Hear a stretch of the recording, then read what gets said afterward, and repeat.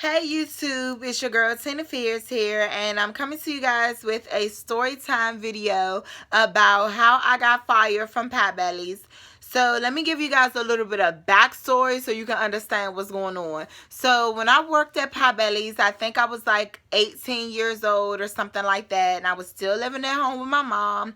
So I met this guy, and we moved like really fast. So it was like I met this guy while I was at work, and after like I want to say about 3 months or something like that, we ended up moving in with each other, which was a mistake, child. But we end up moving in with each other, and when I say this was literally the worst thing that can ever happen, like we moved in January. February, he did not pay his rent. So it was like I had to ask my mom to pay his half of the rent, and everything was kind of crazy. So what I think happened, and I still do not know to this day, what I think happened is that he spent up all of his money and my money thinking that he was going to be able to get the money back from his income taxes, but in turn, you know, he didn't get the money back like how he thought he was going to get it back. So he ended up spending all the money. At least that's what I think or whatever. So yeah, so after that or whatever, he never told the truth about what happened to the money. He even lied and tried to say that he gave the rental office you know, a money order or whatever the case may be. So it was just kind of crazy. So, you know, I was just like, okay, so this is like the following month, you know, we're trying to get over it, trying to get past what happened or whatever. So my best friend Doug, who's still my best friend to this day, hey dude.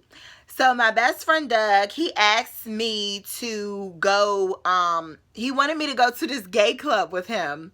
And I was like, cool or whatever, I'll go, because I love going to the gay clubs, honey. So, because, you know, they don't want my ass. So, I love it. And having somebody not hounding your ass all night or whatever. You just have, you know, you just able to turn up, child, to Beyonce and all that. I gives them all of that. But anyway, so, you know, so Doug asked me to go to this gay club. So I was just like, cool. And I already made the plans with him, like, I want to say it was like on a Monday or something like that. So it gets closer to the weekend, and I'm telling him like, yeah, I'm going to this gay club with Doug or whatever, and you know, I'll just see you later. And he caught a whole attitude, and he was just like, well, I wanted to go look at furniture. Mind you, this is the same motherfucker that ain't pay his motherfucking rent.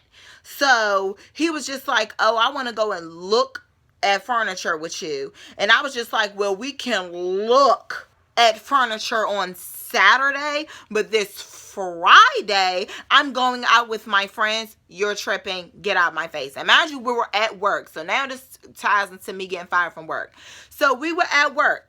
So you know how they always say it's a warning before the storm, honey. So we're out on the sales floor, and I'm just like, yo, go ahead and go home, because, you know, we live together. So I was like, and he got off before me. So I said, go ahead, go home, Jeremy. Go ahead, go home. I told him like 3 times.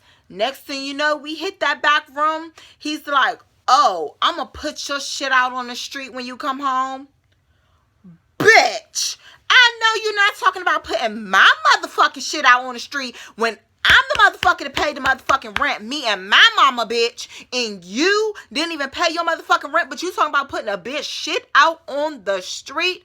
Baby, when I say bitch, if you put my motherfucking shit out on the street, me and my cousins is going to dog you. Know that much. He was just like, get your motherfucking cousins, dog.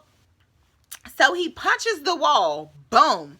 Starts coming towards me. So I don't know if anybody work at Potbelly, but they cut the sandwiches with like 12-inch knives. And mind you, at this point of the story, this is what I'm getting from what my best friend told me, because I blacked out. Like, I don't play that domestic violence bullshit. Like, I'm going to fuck you up. Or at least I'm going to try. You got me fucked up.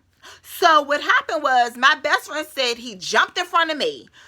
I didn't pull out one knife on this bitch, and mind you, the knife's about this long. I ain't pull out one knife on this bitch. I pulled out two, baby. He said, I got the swinging them knives around. He said he tried to get the knives out of my hand, honey. And I was just like, he said, well, let me step there, because I wouldn't let him go. So he was like, well, let me step my fat ass out the way before you cut some bacon off my back, bitch. I started dying laughing when he told me that, because mind you, I don't remember any of this. Like, I literally, like, blacked out. Like, after that whole boom, you hit the wall, that's all I remember. You hitting the wall and you're coming towards me. So he said after that, he got to doing all this faking. Mind you, he wasn't getting close to me. He was just talking shit from afar. And I said, bitch, if you take any step towards me, I'm going to chop you up, put you on a sandwich, and eat that motherfucker if you think you're going to put your motherfucking hands on me. So he was talking shit. Again, talking shit from the back.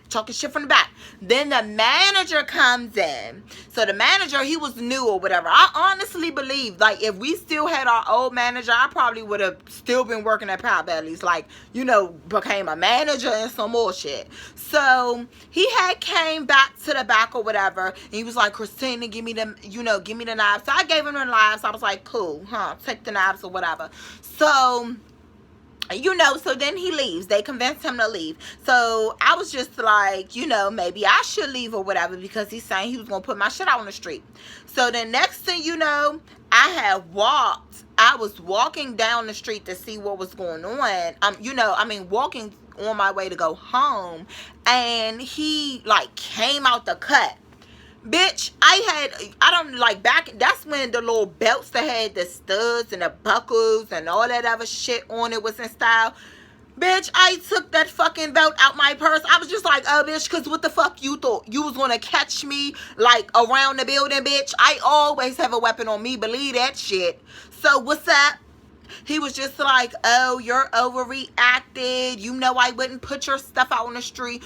Cop the plea or whatever. Because I guess at that point he realized that I was fucking crazy. Mind you, we didn't really know each other, because we only been talking to each other for 3 months, and then we moved in with each other. So I don't think the bitch really knew how crazy I really was. Like, I'm not like the rest of these motherfuckers. I will fucking kill you. So, so he calmed me down or whatever. So we end up going home. And then when we came back, they fired him first. And then he came out and was just like, yeah, they're about to fire you, whatever, for endangerment of the work environment. So when I got in there, they was like, Christina, unfortunately, we gotta fire you, this and that. And I was just like, yeah, it's cool or whatever, I understand. And then they were like, oh, do you have anything else to say? I was like, no. Like, what the fuck? I mean, it ain't shit else to say. What the fuck? Like, I got fired. Like, it's nothing I can do about it. Like, I was just like, okay, cool or whatever. I understand. But, yeah. And then they was like, was there anything you would do differently? I was like, no. Because one thing's for certain, baby. Two things for sure. I don't do the domestic violence. So, it's just like, you see this mug, honey? Nobody is messing up my face.